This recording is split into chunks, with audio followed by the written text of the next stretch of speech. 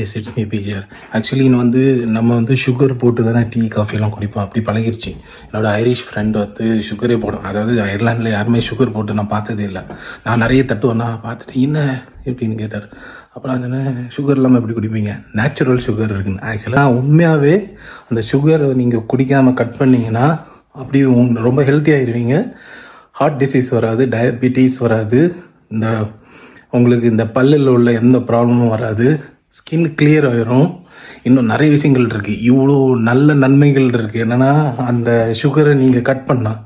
ஆனால் நம்ம ஏன் கட் பண்ணாமல் வச்சுட்ருக்கோம் அப்படின்னு பார்க்கும்போது அந்த டேஸ்ட்டு தான். அந்த டேஸ்ட்டுக்காக தான்.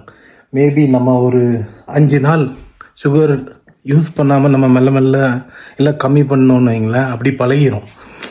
நான் அப்போது குடிச்சு பார்த்தேன். இப்போது எப்படின்னா சுகர் போடாமல் டீ குடிச்சு பார்த்தா நல்லா இருக்குது அந்த ஃப்ளேவர்.